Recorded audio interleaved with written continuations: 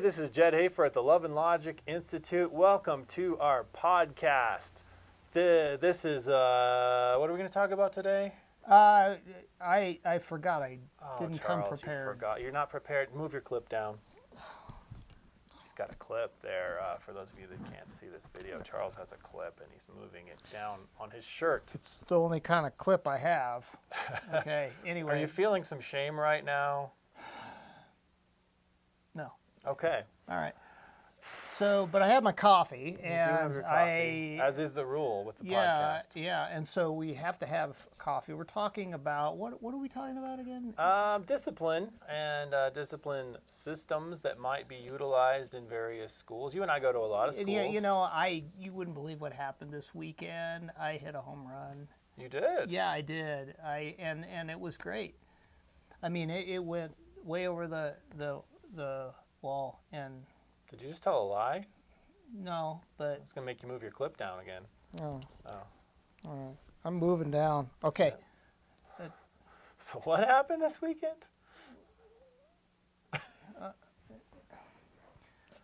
My clip's down. Because you lied. I lied and I interrupted. Yeah, and you're feeling some shame now. You're probably going to correct that behavior. So we go to a lot of I better schools. put my clip down because of that. Uh-oh. Wait, no, you just nobody did something heard good. it, You can move your clip back okay. up. Anyway, that's just so.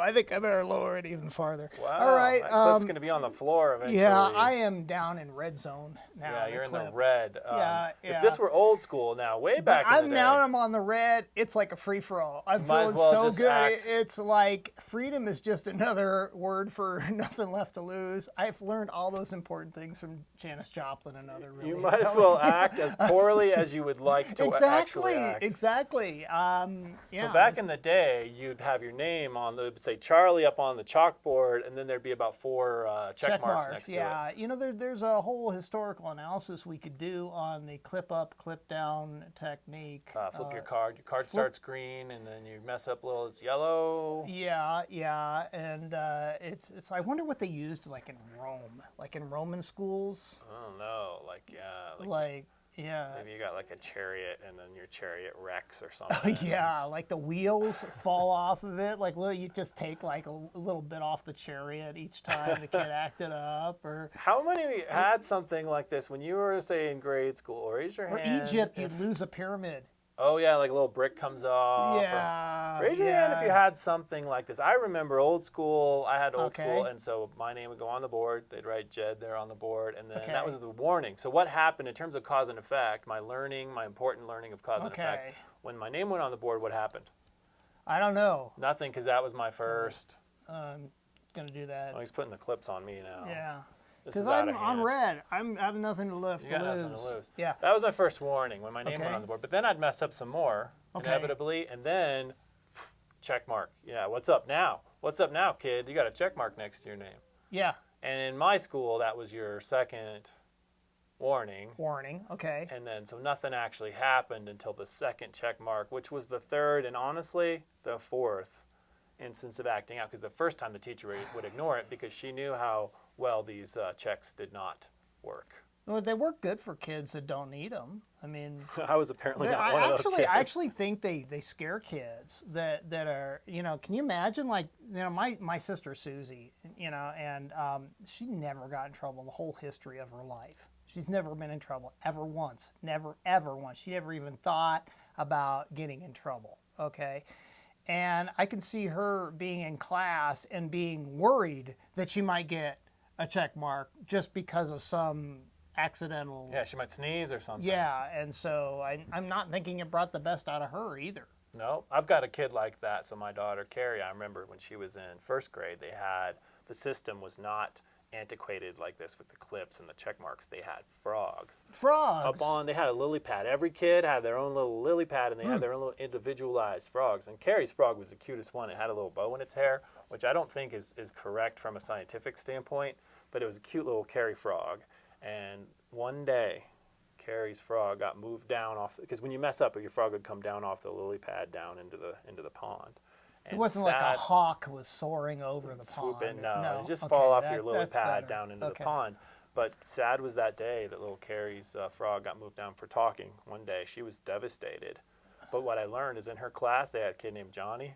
A lot of classes have a Johnny, right? Oh, yeah. Johnny's frog hadn't seen the top of the lily pad in weeks and weeks. Yeah. It just lived down at the Johnny. bottom of the pond and lived comfortably there, and that even became a part of Johnny's identity. My frog's always down. Yeah. So what does that do? How effective is that? You said it's effective on the kids who we don't need it to be But it effective really on. isn't, because it scares them. So it's because, I mean, last time I checked, fear in the classroom doesn't really like sync up with effective brain development and learning.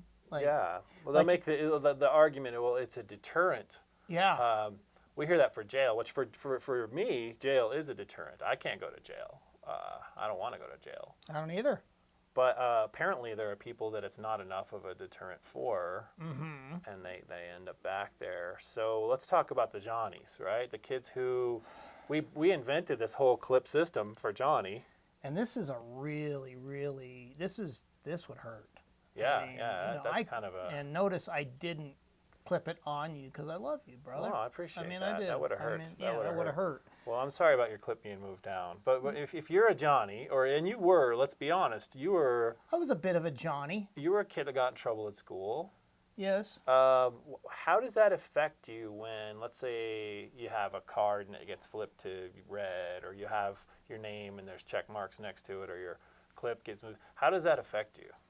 Well, I don't know. I mean, for me, it was like, I can't do anything right around here. I might as well just do something else worse. That's the way I felt. I don't know if anybody else ever felt that way. But Started down this road, might as well. Yeah, might as well. You know, I'm slipping down this road. So and it was embarrassing to me.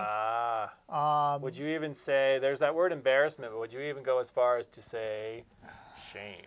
Yeah, well, there was shame, right? And we know shame is good for kids. There's a lot of research on that. Shame is fantastic for kids, and they're... Oh, no, it isn't. No, it's not that great. No. That's why I would never name my kid Seamus.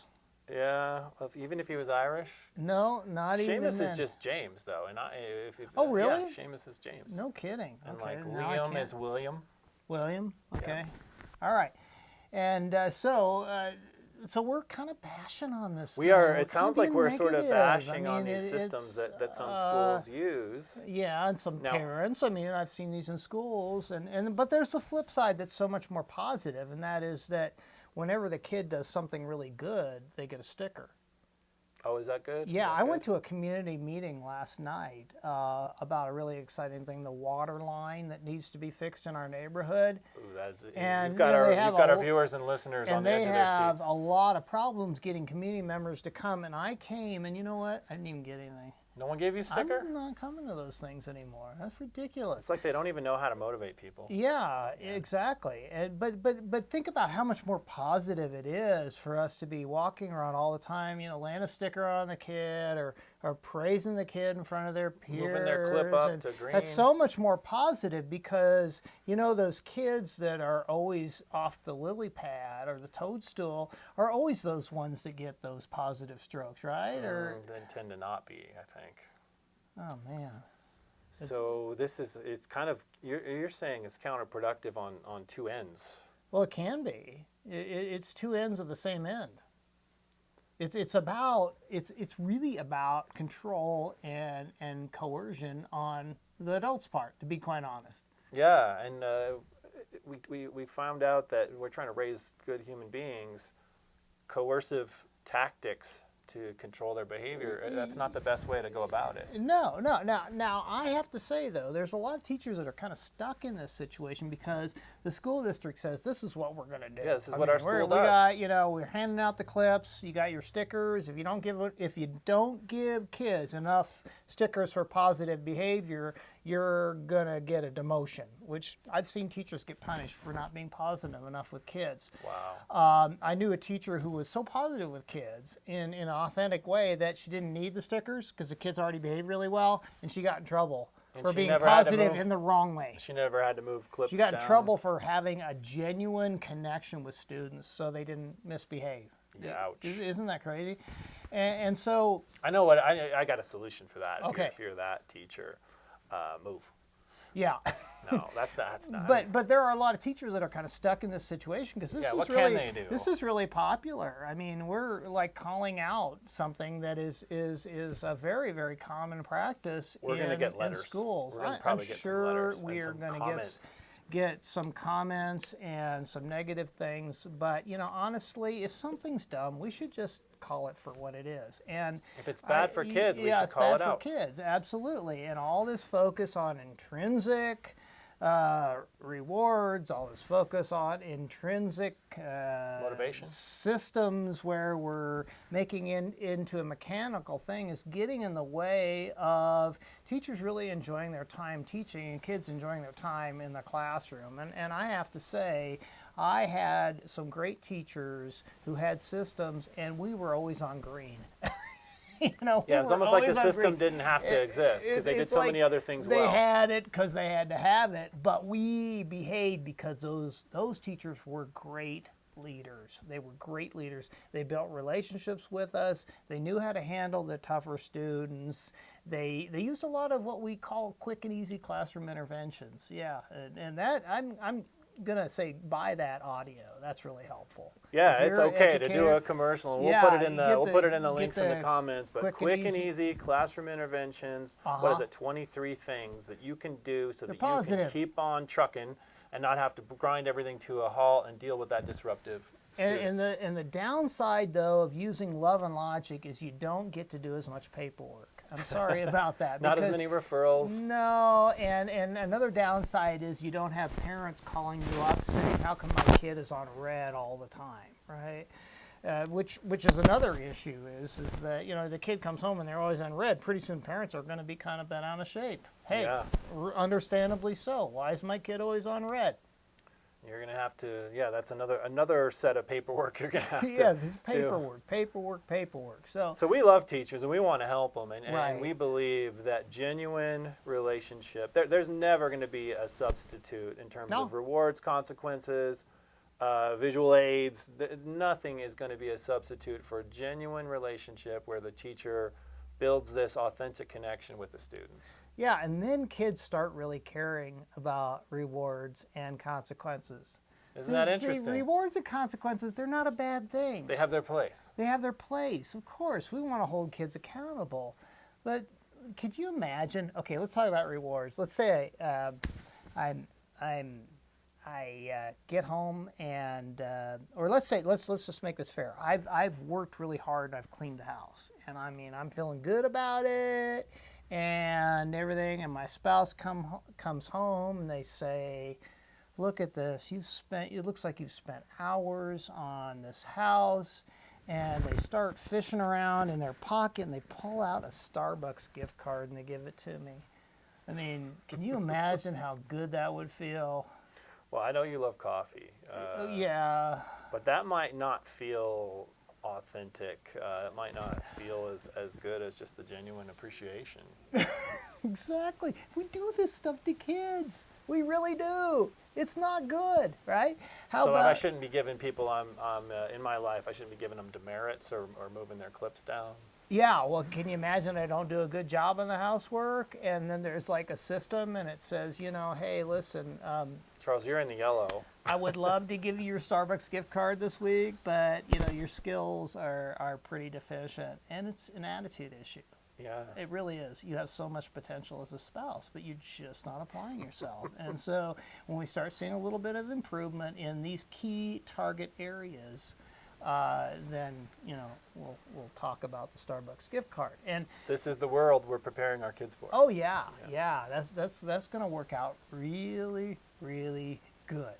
And so let's not all be negative. Okay. That's right. We want to give some ideas for it. Let's say I am an educator and maybe I've just thought this is what you do, and so I've always done it this way.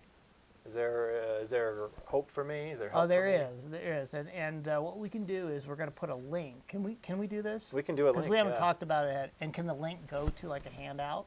The link can go to a handout, and we definitely will put the link to our audio, that quick and easy. Okay, and audio. let's go do the link to the handout called the bonding prescription. Ooh. Okay, because this is a new yeah, one. it's a new handout, and it's called the bonding prescription, and it's what you do with a kid who's always on red. I mean, at home or at school, and it's called the bonding prescription. So kids who's always causing problems. And it's about building relationships. So it's not going to make the kid perfect.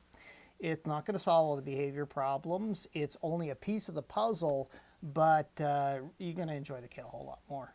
They're going to enjoy you more, and that's when life gets a lot better. So I'm going to guess it's got things like intentionally noticing things about the kids so Yeah. that they feel significant. Yeah, it's got things in there like ask the kid to do you little favors, like, would you pick that up for me, please? Thank you, because when we do favors for other people, we start thinking, well, I must like that person if I did a favor for that person. That's So, right. And yeah, there's so some it's good bonding stuff yeah, in so there. little things that if a set of teachers get together and they take this one handout and they just decide, okay, we're going to experiment with Johnny, right? The Johnnies of the Yeah. class, of the school. And we're gonna use this, and we're gonna get like 5 people in the school doing this with this one kid, and the parents are doing it at home with that kid.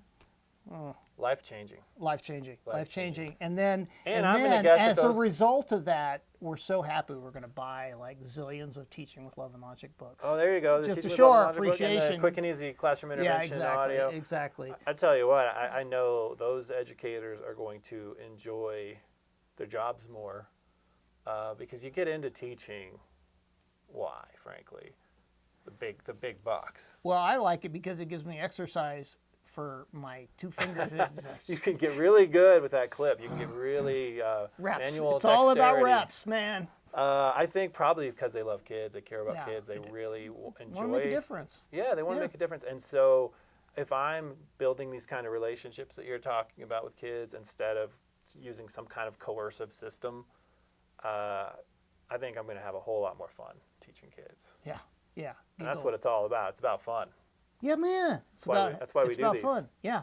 And then when fun happens and the brain gets relaxed, then knowledge starts to really soak in and stick in there. That's the beauty of it. Wow. So the byproduct, they actually learn better Well, I think so. when they're not feeling anxiety, shame, perceived threat, Okay. embarrassment. I'll tell you a joke. And we'll wrap up on a joke. Okay. Okay. All right. So Is that a good one? it's clean. Okay. It's good. Okay, it's clean. So this guy's hanging out at the golf course, okay? And he's watching this golf pro who's amazing. This guy's won millions of dollars. He's gotten a bunch of those big checks at home, Ugly green jackets. Yeah, and so he goes up to this guy, this pro, and he says, "Hey, I can beat you." And this guy's never played golf in his life, but you got to give me a handicap. And the pro's kind of, he's kind of big on Sure of himself. himself. He's like, "Oh yeah, right. You've never played golf. You can't." And so, listen, all I need is just 3 gotchas. That's all I need, and I'll beat you. I'll have a lower score than you, but all I need is 3 gotchas. And the pro is like, this guy's a nut, and I'm going to take him to school. And let's make this for $1,000, okay? Okay, we got it, but I get the 3 gotchas, right? And so the pro gets up there and he's getting ready to tee off, and the guy comes up from behind him and just pokes him right in the back with a putting iron and says, "Gotcha!" And it's like, and he just, hooks it off into the trees. And then it happens one more time, right? Pretty soon. So he's used up 2 of his gotchas. And the pro ends up losing. Plays terrible. Yeah, plays terrible. Loses. Why?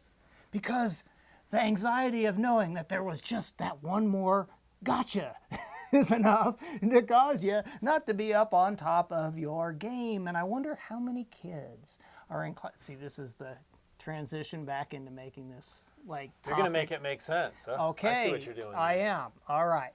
What is the anxiety associated with either one more gotcha or seeing somebody else getting a reward rather than you? I mean, what is that anxiety, living with that? Are you going to be on the top of your game? I don't think so. At the very least, if you're focused on that, you're not going to be as focused on what you should be. I think I pulled that around okay, did I? Yeah, you pulled it off, I think. Yeah.